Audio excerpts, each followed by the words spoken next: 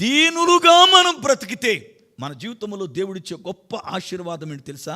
మన ప్రార్థన ఆలకిస్తాడు. దేవునికి స్తోత్రం. చూడండి, కీర్తన గ్రంథం 34 కీర్తన 6వ చరణం.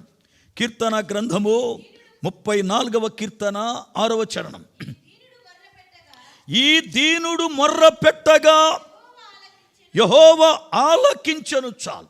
దేవుని యొక్క వాక్యములో దావీదు భక్తుడు అంటాడు, ఈ దీనుడు మొర్ర పెట్టగా యెహోవా ఆలకించెను. దావీదు ఎవరు అంటే దీనుడు అని తనను తాను తగ్గించుకుంటున్నాడు. నిజంగా దావీదును గూర్చి మనం ధ్యానం చేస్తే చాలాసార్లు దావీదు ఎంతసేపు కూడా పాపములో పడిపోయాడని ఏడుతాం, కానీ తర్వాత ఎంత కన్నీరు గార్చి ఏడ్చాడో, దేవుడు ఎంతగా లేపాడో దాన్ని మాత్రం మనం పట్టుకోం. మనకేంటంటే అపవాది ఎంతసేపు కూడా మైనస్లే చూపిస్తాడు కానీ ప్లస్ చూపించడం. ఒక మనిషిలో ఉన్న చెడును చూపిస్తాడు కానీ ఆ మనిషిలో తర్వాత జరిగినటువంటి పరివర్తన చూపించడం. దావీదు జీవితంలో గొల్యాతును చంపాడు, శూరుడుగా తలనరికి పట్టుకొచ్చాడు. కన్యకలు సౌలు కన్నా ఘనంగా స్తుతించారు. సౌలు చంపడానికి పరిగెట్టిస్తూ ఉంటే దావీదు గొల్యాతును చంపిన శూరుడైన నన్ను నువ్వు చంపుతావా అని అనలేదు. దేవుడు చేతికిస్తే కూడా చంపలేదు. ఆయన అంటాడు, చచ్చిన కుక్క లాంటి వాడనైన నన్ను ఎందుకయ్యా తరుముతావన్నాడు. నేను ఎవరిని అంటే చచ్చిన కుక్కని. సమూయేలు మొదటి గ్రంథం 24వ అధ్యాయం 14వ వచనం. సమూయేలు మొదటి గ్రంథం 24:14.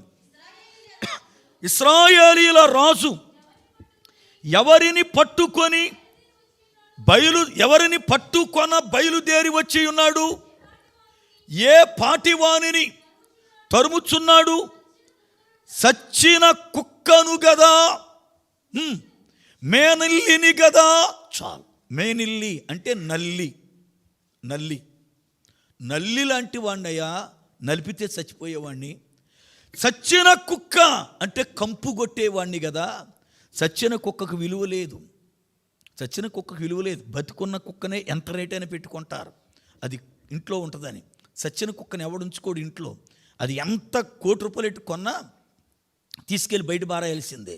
దావీదు తనని తాను కించపరుచుకుంటూ తగ్గించుకుంటూ, నేను చచ్చిన కుక్క లాంటి వాణ్ణి, అలాంటి నన్ను తరుముతున్నావేంటయ్యా నీవు అని అంటాడు సౌలుతో. నిజంగా ఎంత తగ్గింపు. మాట ఇసిరిన వారిని ఇసరకోకుండా, తన మీద దుమ్మెత్తి పోసిన వారిని సహితం దావీదు మాట్లాడలా. కింద నడిచెళ్తున్నాడు, కాళ్ళకు చెప్పులు లేవు, మండు తల కాలిపోతుంటే పైన రుమాలు కప్పుకుని కొండెక్కుతున్నాడు, ఒలివల కొండ. ఎగున నిలబడి షిమి అనేవాడు దుమ్మెత్తి పోసి, చీ నరహంతకుడా, యజమాన్ని చంపినోడా, అందుకే నీ కొడుకు నీ మీద తిరుగుబాటు చేశాడు, దుమ్మెత్తి పోశాడు. పక్కనున్న సైన్యానికి కోపం ముంచుకొచ్చేసింది. రాజా, నువ్వు ఒప్పుకుంటే వాడు శిరస్సు తెగేస్తామంటే దావీదు అన్నమాట తెలుసా? మేనల్లుళ్ళారా అనలా, సిరియా కుమారులారా, మీకెందుకంత ఆవేశం? నన్ను దూషించడానికి, నిందించడానికి యెహోవా అతనికి అవకాశం ఇచ్చాడేమో, దూషించనేయండి అయ్యా, అతని దూషణే నాకు ఆశీర్వాదం అన్నాడే తప్ప, నేను రాజుగా ఏలుబడి చేస్తే నన్ను ఇలా అంటావా అని కాలు దువ్వలేదు. లేకపోతే నేను మీ యజమాని చంపానా అని తిరుగుబాటు చేయలేదు. లేకపోతే పని వాళ్ళకి చంపేండ్రా వాణ్ణి అని ఏమాత్రం మాట్లాడాల. మండు టెండలో కాళ్ళకు చెప్పులు లేకుండా రుమాల గప్పుకుని నడుస్తున్న అంత శ్రమలో ఉన్నా కూడా దూషించిన వాణ్ణి, దుమ్మెత్తి పోసిన వాణ్ణి మారు మాట మాట్లాడకుండా దేవుడు సెలవిచ్చాడేమోలే నన్ను తిట్టడానికి అని దీనుడయ్యాడు. ఈ రోజున మన పరిస్థితి ఏంటి? మన పరిస్థితి ఏంటి? ఒక మాట అంటే 4 మాటలు ఎగేసుకుంటానే వేస్తున్నాం కదా. అసలు కారణం లేకుండా కొంతమంది మీద తిరుగుబాటు చేస్తాం. అసలు కారణం లేకుండా కొంతమందిని దూషిస్తాం.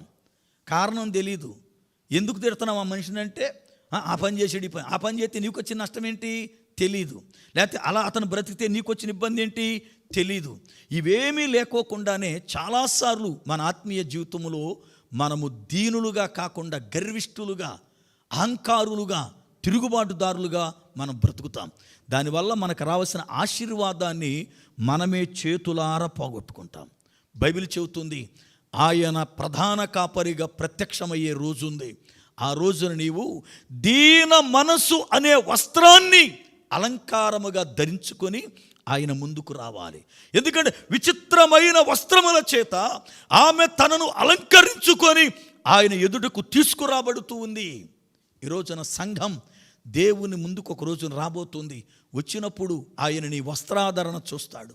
ఏ వస్త్రాన్ని వేసుకుంటున్నావు, నీ వస్త్రాధరణ ఎలాగుంది? ఎందుకంటే బైబిల్లో సంఘం ధరించవలసిన వస్త్రాలు అద్భుతమైన వస్త్రాలు ఉన్నాయి. అన్నిటికీ టైం లేదు కనుక ఒకే వస్త్రాన్ని చెప్పాను. ఈ రోజున మన జీవితం లోపల ఎలాంటి వస్త్రాన్ని ధరించుకున్నామో, ఏ యొక్క స్థితిలో మనం ఉన్నామో ఆలోచన చేద్దాం, ప్రార్థన చేసుకుందాం.